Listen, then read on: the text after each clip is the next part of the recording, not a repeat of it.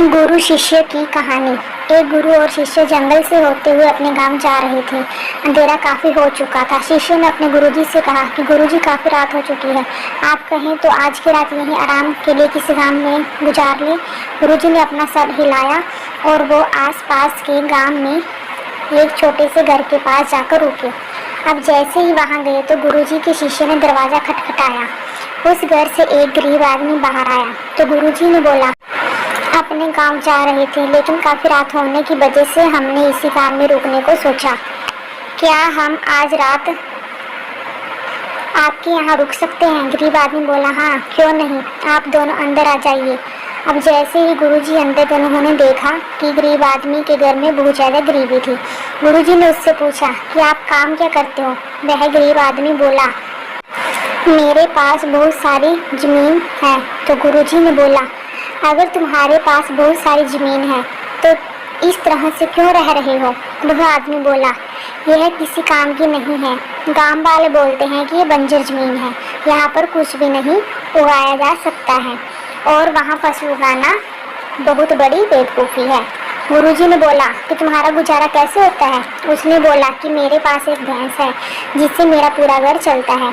ये सुनने के बाद गुरुजी सो जाते हैं और रात में जब सब लोग सो रहे होते हैं तब गुरुजी अपने शिष्य को उठाते हैं और उस गरीब आदमी की भैंस लेकर अपने गांव चले जाते हैं।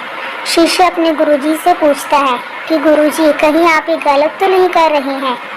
उस गरीब आदमी की रोजी रोटी इसी भैंस की वजह से चलती है। तो गुरुजी अपने शिष्य की तरफ देखते हैं और मुस्कुराते हुए आगे बढ़ जाते हैं। उस बात को तकरीबन 10 साल गुजर जाते हैं और जो गुरुजी का शिष्य था वह बहुत बड़ा गुरु बन चुका था। तो एक दिन उन्हें उस गरीब आदमी की याद आती है कि मेरे गुरुजी ने उस आदमी के साथ अच्छा नहीं किया था, मुझे एक बार चलकर देखना चाहिए कि वह आदमी अब किस परिस्थिति में है।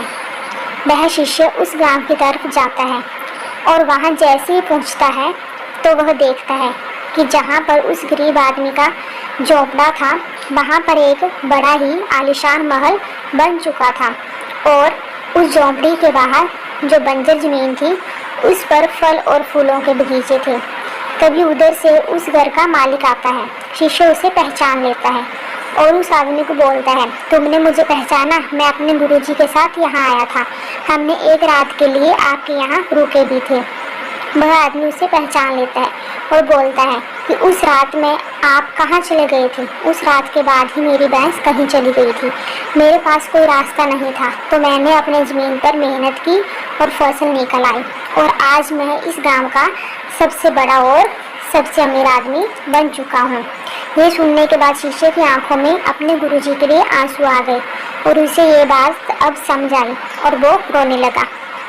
तो दोस्तों, इस कहानी से हमें ये सीख मिलती है कि हमारे अंदर ऐसी बहुत सी टैलेंट छुपी हुई है लेकिन हमें कोई ना कोई चीज़ रुका कर रखी है। वो आपकी फैमिली वाले भी हो सकते हैं, आपको जॉब भी हो सकती है, कुछ और भी हो सकता है, लेकिन आपके पास भी तो भैंस की जैसी कोई दूसरी चीज़ तो नहीं है जिसने आपको आगे बढ़ने से रोक रखा है। अगर आपको हमारी कहानी पसंद आए तो चैनल को सब्सक्राइब कीजिए। Thanks for watching.